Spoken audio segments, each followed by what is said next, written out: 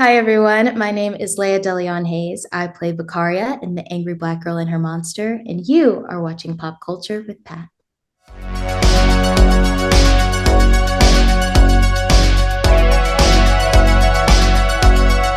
Guys, welcome back to Pop Culture with Pat. So I am so excited today to be joined by my special guest. Today I am talking to Laya DeLeon Hayes. We're talking all things the angry black girl and her monster.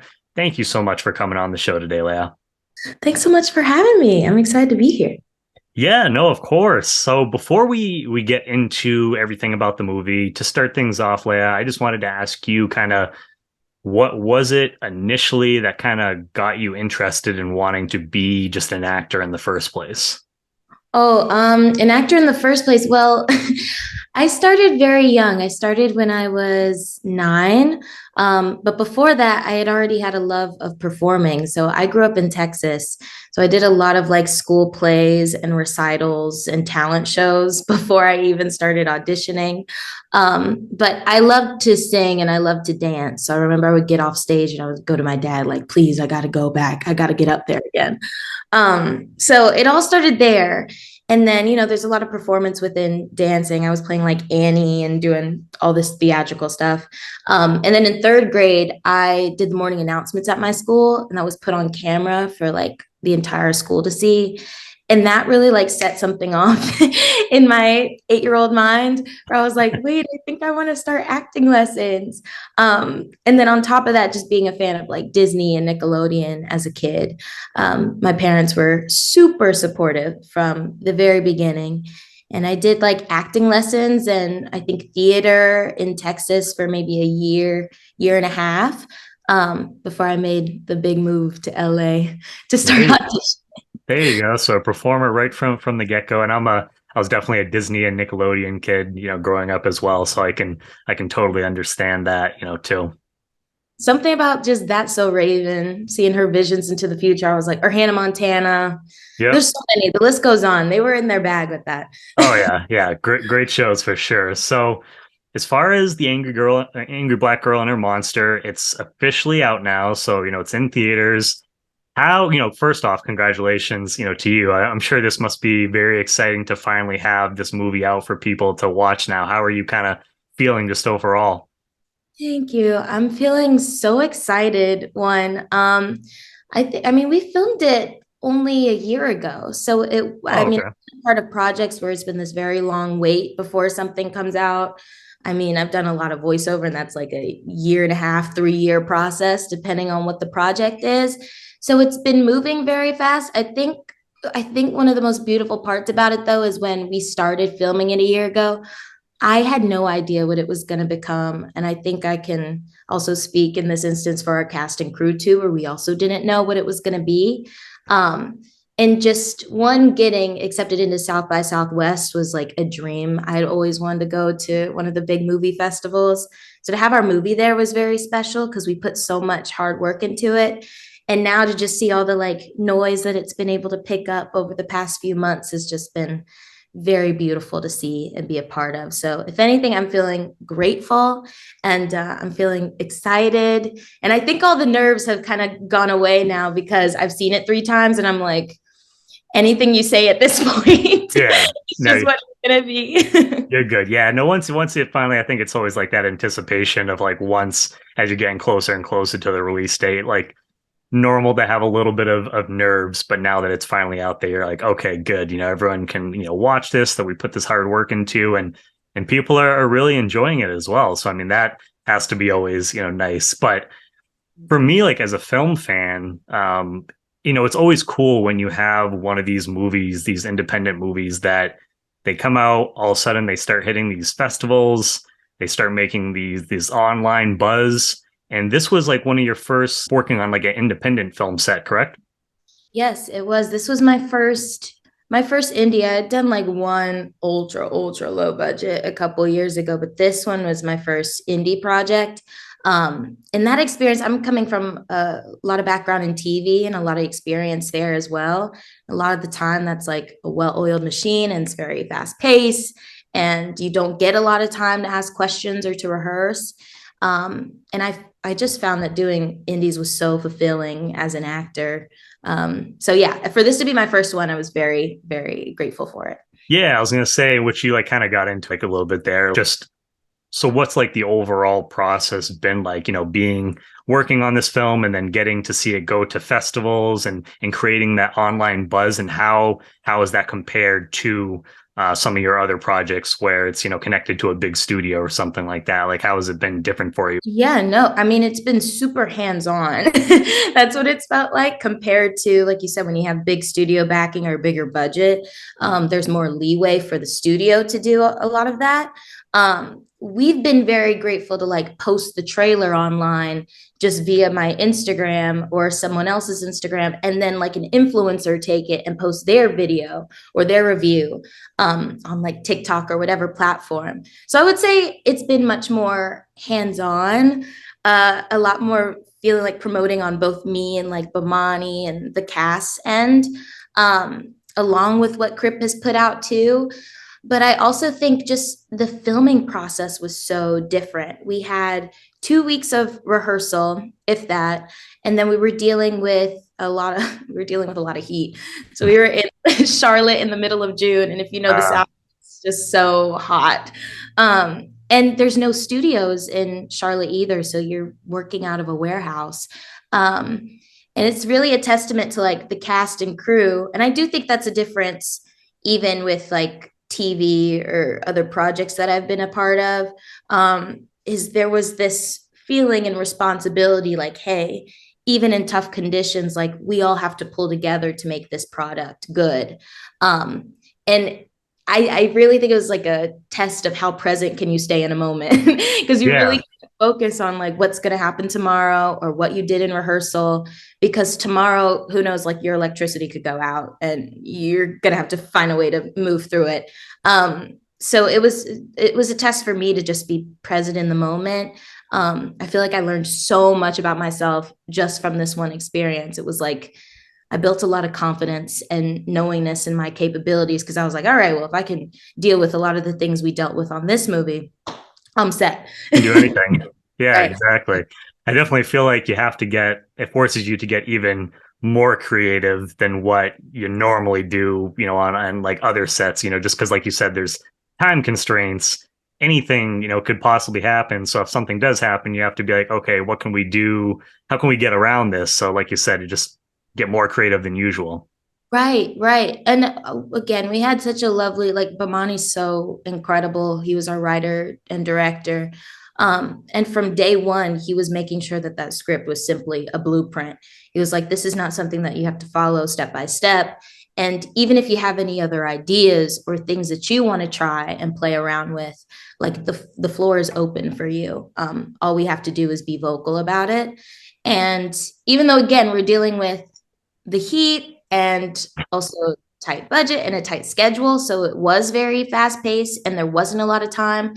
Um, I do think Bomani prioritized like, hey, okay, well, we got to make sure we get the shot and we're not just going to rush through it and be like, all right, well, it's in the can and whatever happens, happens. He was focused on the feeling that us actors had and what we brought to the scene, as opposed to some like AD being like, yo, you gotta go. You You gotta got Yeah, which is always important. And so what was it about, I guess, just like the film, but then also the character Vicaria that you're playing in the film? What was it about those that like initially drew you to the project that you're like, I really want to be a part of this? I think, I mean, at first it just always starts as an email in your inbox, it starts just as an audition. The thing that jumped out at me was the title. And I was very hesitant in the beginning. Simply just reading that title, I was like, I don't want to play into any stereotype. Um, and that was before even reading the character description. Immediately when I read Vicaria's character, I was like, okay, well, this is something completely different. And then you read the script and your eyes are completely open to something brand new once again. Yeah. I think it was the fact that I had never, I mean, you get so many of these types of auditions and you never know if it's going to be something original, especially if you're dealing with like traditional text or a story from the 1800s. But with this movie, I had never read anything like it. I had never seen a script like this, and in a lot of ways, that was scary. Like I hadn't seen something so original, and then on top of that, Vicaria was so original as well. I mean, you kind of expect something just from the title, and then you read the script or you see the movie now, and it's something completely different. And for me, when I read Vicaria, I was like, oh, not only is she innovative and brilliant and smart, but on top of that, she's flawed and she's dealing with grief and she doesn't know how to put all the pieces together. And that was all very intriguing. Like I found myself very fascinated by Vicaria. And then, you go through the audition process. We were doing it via Zoom and self tapes. And then I got to meet Bomani and actually have a meeting with him. And it was his vision and his honestly just his mind, like speaking to him and seeing what his thought process was and how detailed he was about every single little thing that he put in the script made me want to be a part of the project even more. I wanted to be a part of bringing Bomani's vision to life, and I'm glad that I was able to do so, hopefully. Yeah, and one something that I thought was really cool was that this was Bomani's directorial debut as well as your first time taking on the lead in like a film as well. So did you guys like have a special bond because it was kind of like your first experience both doing something for the first time, and just like what was that collaboration process with each other on the film? Oh, definitely, definitely. I think, well, it's cool you say that because so many little things like that aligned on this movie, which made it so special. I'll tell you a little tidbit before I get in, but like we filmed in Charlotte. I was born in Charlotte, and then we premiered in Austin, Texas. And like I told you, I was raised in Texas. And then Mary Shelley was 18 when she wrote Frankenstein, and then I turned 18 on the project. And then like Wow. Lonnie's first feature and then my first feature as well. I think it's Crypt's first feature. It was a lot of like firsts for us. So definitely, I think me and Bomani like leaned on each other in a lot of ways during that time because I had never been on a set for like 20 consecutive days, and it was my first time working 12 hours too, and just going like back to back to back like that was brand new to me. And same to him, like a lot of these things, obviously, he was experiencing for the first time. But I was very lucky via our first meetings to feel like me and Bomani were on the same page with a lot of things. And even in the beginning, he was able to answer so many of my questions, or at least like open my mind to make me feel that I can trust my instincts and my ideas more. So I had already felt like that foundation was built before we had even started filming. And that was also thanks to like the rehearsal process too. So by the time we got to like filming and it was moving so fast paced, I think there were times where you could like look at Bomani or he could look at me and be like, yo, you good? You good? Like we all settled. And there was a lot of comfort in that, just it being, again, my first experience. So yeah, I think we definitely leaned on each other a bit. Yeah, I think that just makes it, yeah, like you said, like kind of extra special to have your first time, leading a project with a director taking on his first directorial debut. You just have that connection. So that, I mean, that's really nice. And then just, making you feel comfortable well if you had any questions on anything and being able to answer those for you. Right. Now, I'm curious, Leia. So going into like this project, because I believe this is like your first horror-based project as well. What Yes. was your relationship with horror kind of going into this before you even like filmed this project? I did not have like any real relationship to horror at all. That's I had okay. Yeah, I had no idea what I was getting into. I wanted to do horror as an actor because I had seen some interview of a woman who was in a horror movie. But yeah, it's the most exhilarating thing you can do as an actor. You just like scream, run, and cry the entire time. So I was like, it was kind of on my bucket list to be a part of a horror movie. And it was like, I guess the power of manifestation when this when this project came along. But honestly, the only horror movie I can remember seeing before this was Insidious when I was like 9 or 10, and it scarred me. I literally was like, oh my God, I'm never watching a horror movie again. And then I saw it when it came out in 2017, and I saw that like 3 times in the theater. I was very much a part of that. I was part of like the lore of it Instagram Oh, and that was the first one, especially was great. I actually so funny little tidbit for you. So I'm in New Hampshire. I'm close to, fairly close to Maine, where like Stephen King and all that stuff. We actually have a town in New Hampshire that's called Derry. oh my God, no. Yes. So we have Derry.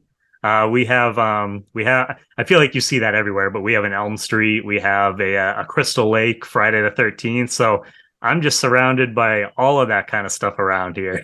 That's horrifying. I would wake up. Okay, so when I watched, because I watched the first It after I became obsessed with like the new It, and that one scared me even more. Just seeing like a grown man who did not look like he had any CGI to him, like no animation at all. I was like, that's horrifying. And so I would wake up in the middle of the night because I would be scared. Like I would have some type of nightmare about Pennywise the clown, and I'd wake up and I'd be like, it's okay. Dairy isn't real. Dairy isn't real. Dairy isn't real. And I Oh, would tell myself that 3 times. But now, unfortunately, sorry to break that to you. Like, at least it's not near you. It's on the opposite, side of the country, so you don't have to worry about that. But yeah, we do have. They don't have one. I'm almost positive they don't have one in Maine, which is funny, but they do have one in New Hampshire here. So I'll just deal with Pennywise for you, so you don't have to worry about that. appreciate that. I appreciate it. Now, as far as Frankenstein too, so how familiar were you with the story and all of that? For me, that was like one of I grew up on like the black and white classic Universal monster movies. So Frankenstein was like one of the first movies that I ever saw as a kid for like horror. So what how familiar were you with that? And did you do any research into the original one or even like any of the other variations across like the decades that we've had? Yeah, I definitely I didn't know too much about Frankenstein. I thought I had known the story. I was like, oh, I got it. I thought Frankenstein was the creature. So I was Yeah. like, no, I know the monster. It's all good. And I knew the dance, like, no, no, it's all good. That was kind of all I knew about it before, again, talking with Bomani.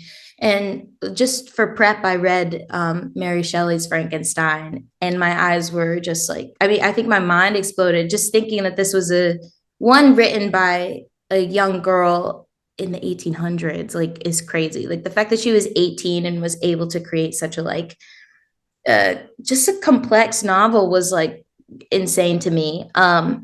And then the story, of course, I think one of my favorite things about being young is going back to things that are much, much older than me and reading or watching something being like, oh, I fully get why it's a classic. Like Yeah. that makes complete sense to me. So I read the book before starting the project, but other than that, I hadn't watched any of the types of movies that they made that were focused on Frankenstein. I didn't see any of that. And I also wasn't sure completely how much Frankenstein fit into our own world.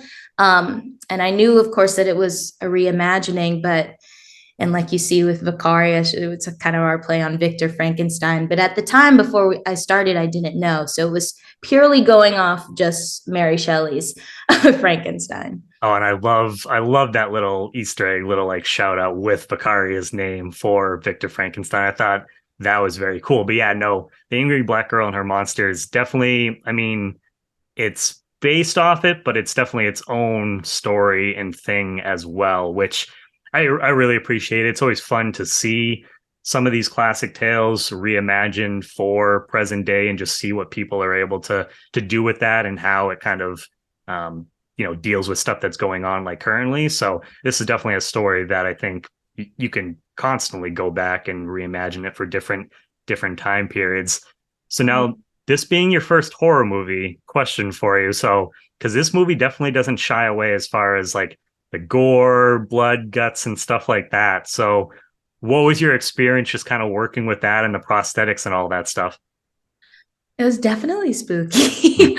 um, I think we did for the first week, it was a lot of on location stuff. So we were in like Dillahay Courts is where we filmed for a lot of the like outside projects and all of that. So we were on location for a week, and then the second week we did a lot of the things that were in the house. Um, and then I think it was our third week where we got to the lab where we had to start like stitching Chris up and working with eyeballs and with blood. And I thought I was doing so well until we got to that day. And like after they said cut, I would literally have to take a breather. I was like, oh my God, I don't know if I could do this. And just a little tidbit, I feel like I can say this now since the movie is out. They made, I think it was Christina, she did a lot of the visual effects makeup. And I think she created Bomani's head, so our writer director's head, as the thing that I was going to be like cutting for a lot of those scenes. So I was like, I'm traumatized. Yeah. um, but again, Vicaria was marching to the beat of her own drum, and she's fearless in that way. So you take your little breather and then you're able to stay in it. A lot of like one of my favorite parts about doing a lot of the blood and gore scenes was Bomani when we would film those scenes. He would be behind the camera giggling. He would get so giddy at all of the gore. And I was like, all right, well, if he's into it, then let's Let's keep it go for it. going. Yeah, So it's like he's truly just behind the camera, like laughing. He's like, "Oh, this poor girl having to go. She's never done a horror film, having to do all this stuff." completely. And I think the sound was like, yo, Bomani, chill, because he couldn't contain just his giddiness. But I think in that instance, we could be like as weird as we wanted to be. And as an actor, that's super freeing to just have like the space to do that. And so it was fun. It was scary at first. And then after I got over myself, I was like, this is kind of a good time. Once you got into it, that's good. Yeah, no, I've always heard like once you start getting into that stuff, horror can be such a fun genre to work in, just with doing all kinds of crazy stuff that you normally don't get to do. No, literally. It's like, and you're smelling like this blood because a lot of if they look at the eyeballs, you have like this string of blood coming out. It's just like corn syrup and like red dye. So it feels almost like when you're a kid and you're playing, obviously not playing house or something, but when you're playing pretend or if it's Halloween. So it was fun. And now, one thing I wanted to ask you about too, as far as like so early on in the movie, Vicaria, when we find her lair, I'm curious as an actor because so we go inside there, we see all the tools and everything that she's got in there, and then we see like some of the bodies and stuff like that. Did you as an actor, because we didn't really get to see how like all that stuff, because I'm watching the movie and I'm like, where the heck did she get all of this, some of this stuff like in there? As an actor, did you kind of come up with any kind of like backstory as how like all that stuff kind of came to be inside there and all that stuff? Oh my gosh, completely. Yeah. All of that. I mean, and there were so many drafts of the script too that kind of went, just obviously didn't make the final cut. But I there were things where she was going into like certain cemeteries, and we also don't know how long the process has been of being this like quote unquote body snatcher.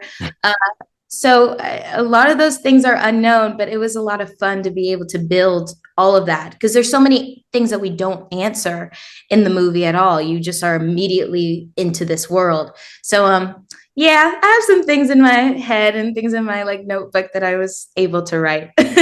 So yeah, and I won't say what the ending is just in case for some people who haven't seen it, but I'll just say the ending of the film. I'm curious if there could possibly be a sequel. We kind of hint at it a little bit, and yeah, I won't say too much as far as like that goes, but just with like what you kind of say your character says at the end of the movie with certain characters, I was like, okay, I hope, hopefully we get like a second movie. I'd be curious to explore some of this, what other kind of crazy stuff that Vicaria can get into in future films. Yeah, I think we've always talked about a sequel to even filming it, and we read like that last page of the script, and we're like, oh, well, this is opening more doors for opportunity.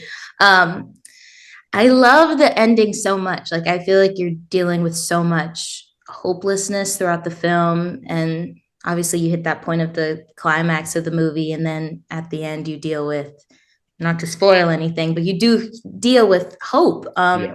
And those two things that come with like grieving and going through that entire process. So that payoff is so lovely. Again, I pray I'm not saying too much. So I hope that there's a sequel or something like it in store. I think the biggest thing will be Vicaria having to truly heal from her grief or find ways to heal in a more healthy way. um, Oh yeah.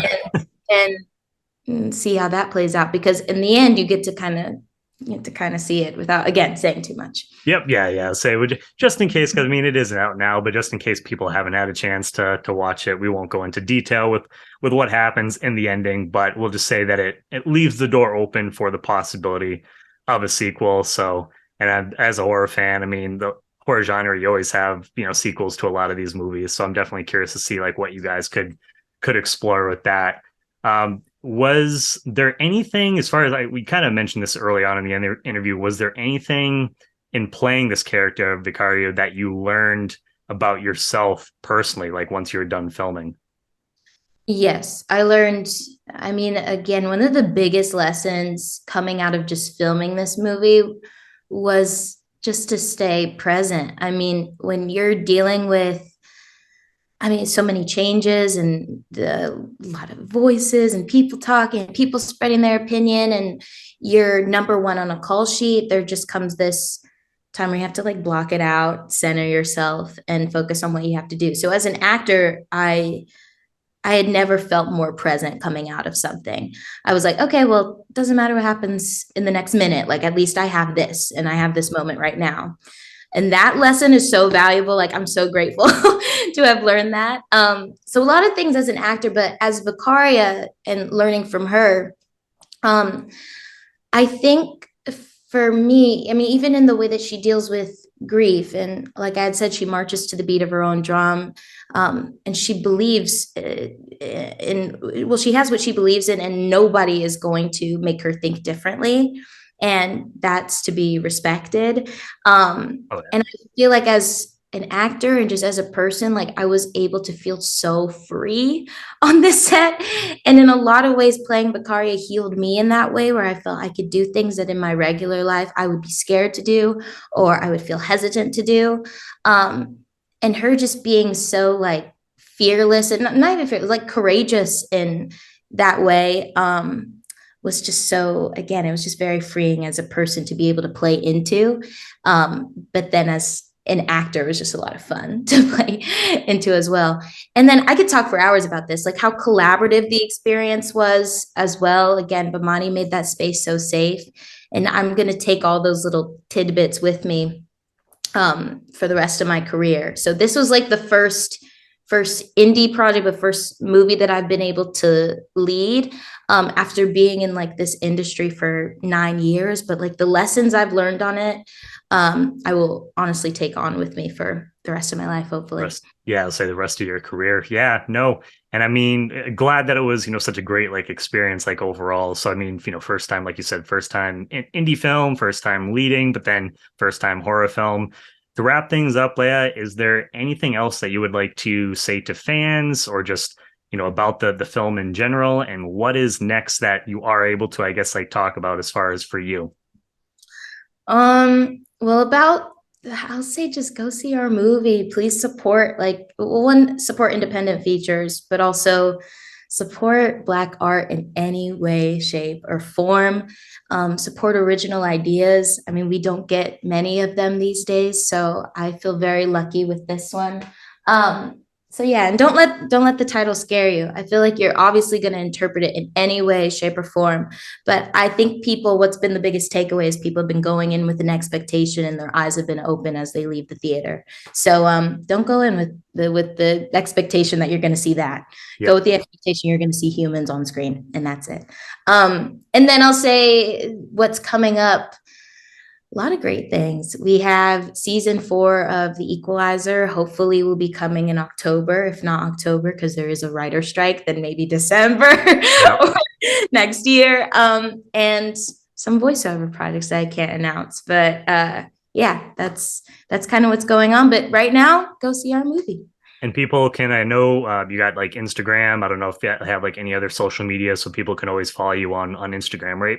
Sure, yeah, you can follow me on my Instagram, which is at Laya DeLeon Hayes, and then I do have a TikTok. She's a fun time, and it's at Laya Hayes 22. Perfect. Well, hey, Leia, again, it has been great talking to you, just talking to you about your career, talking to you about this film, horror movies. Thank you so much again for taking time out of your schedule, coming on here and talking about the movie. You are welcome back anytime in the future. Thank you. It's been lovely speaking with you, Pat. I've had such a lovely time, a lovely conversation this morning, and good luck to you. I wish you all the best with dealing with Derry and Elm Street and all the horrifying streets in New Hampshire. Thank you so much, Leia. I will do my best. Hi, everyone. My name is Laya DeLeon Hayes. I play Vicaria in The Angry Black Girl and Her Monster, and you are watching Pop Culture with Pat.